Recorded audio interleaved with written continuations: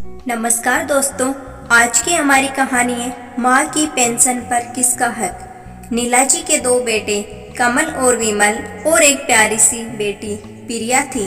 पति आलोक जी सरकारी अफसर थे।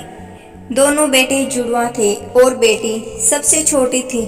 जब दोनों बेटे नौकरी में आ गए तो उनकी शादी के लिए आलोक जी और नीलाजी ने लड़कियां देखनी शुरू कर दी। आलोक जी के बहन बहनोई ने कुछ रिश्ते बताए थे। नीलाजी और आलोक जी अपने बेटे और बेटी के साथ लड़की देखने गए। लड़की वालों ने सबका खूब स्वागत किया। जब नेहा कमरे में आई तो उसकी मौसी की लड़की रानी भी साथ में थी, जो कि नेहा की हम उम्र लग रही थी। नेहा और रानी दोनों बहनें देखने में बड़ी ही सुंदर और पढ़ी लिखी थी। नेहा के साथ रानी को भी विमल के लिए नीलाजी और आलोक जी ने पसंद कर लिया। लड़के वालों को भी कोई आपत्ति नहीं होगी। और जब कमल और विमल ने भी हाँ कर दी तो उसी शुभ घड़ी में शगुन के कंगन नीलाजी ने अपने होने वाली दोनों बहुओं के हाथों में कंगन पहना दिए। खुशी खुशी शादी हो गई। अपनी दोनों बहुओं को देख नीलाजी बहुत खुश थी। सब प्रेम से रहने लगे। जल्दी ही प्रिया की शादी भी हो गई और आलोक जी भी रिटायर हो गई।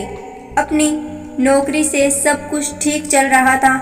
तभी एक दिन अचानक हार्ट अटैक आया और आलोक जी नहीं रहे।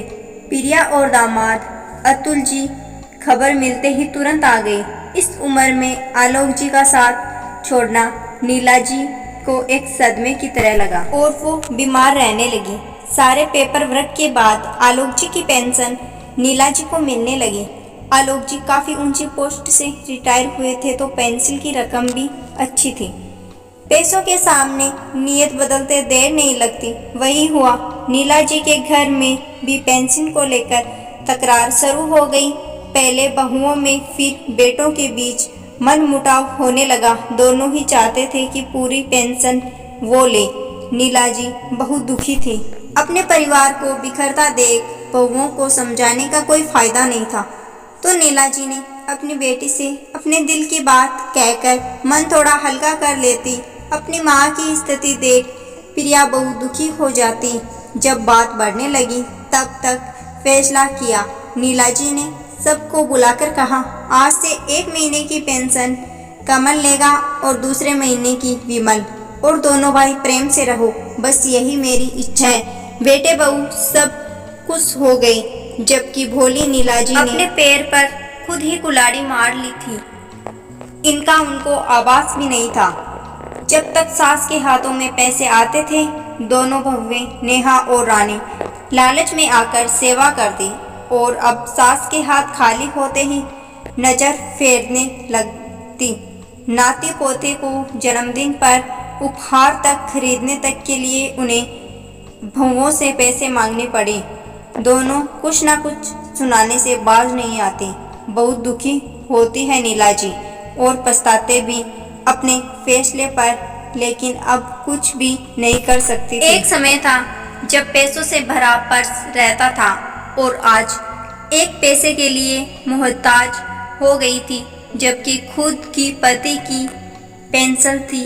एक रोज नीलाजी की दवा खत्म होने को थी तो बड़ी बहू को बुलाकर उन्होंने कहा, नेहा बहू, जरा कमल को फोन करके कह दे कि मेरी दवा लेते आए।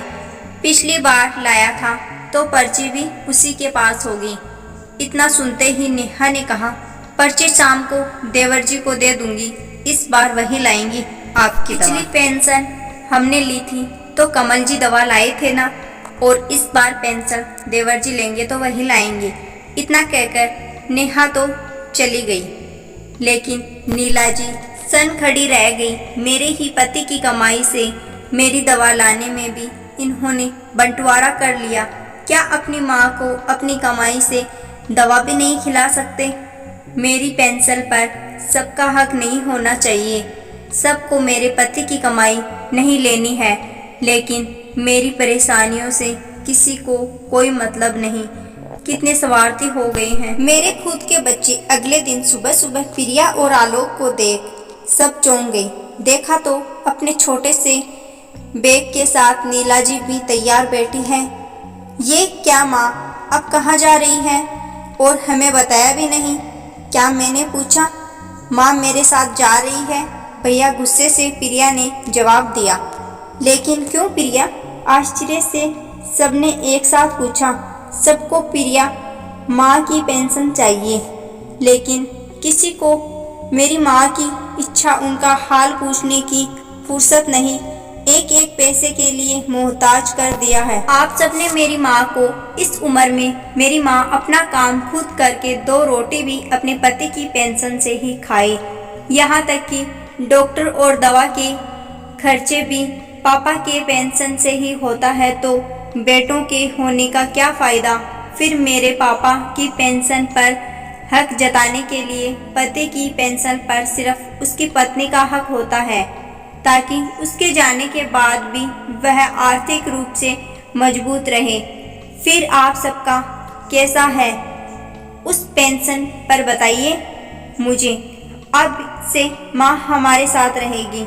और हाँ भैया, माँ की पेंशन माँ खुद खर्च करेगी। प्रिया ने इतना कहकर घृणा से अपने भाइयों से मुंह फेर लिया। आप बेटे होने के बाद भी फर्ज नहीं निभा सके, लेकिन मैं दामाद का फर्ज नहीं भूलूंगा। माँ को खाने और दवा के पैसे नहीं देने पड़ेंगे। अपने इस बेटे के घर जब अतुल ने कहा तो सबके सर शर्म से झुक गए। प्रिया और आलोक ने माँ का हाथ पकड़ा और अपने घर ले गए। उन्होंने माँ की खूब सेवा की। अतुल ने उनको अपनी माँ की तरह रखा। नीला जी की बेटी और उसके दामाद ने एक बेटे से बढ़कर उसके प्रति सहारा फर्ज निभाया। आशा करती हूँ दोस्तों, आज की मेरी ये कहानी आपको अच्छी लगी होगी। अगर कहानी अच्छी लगी है तो प्लीज़ चैनल को सब्सक्राइब जरूर कर देना। धन्यवाद।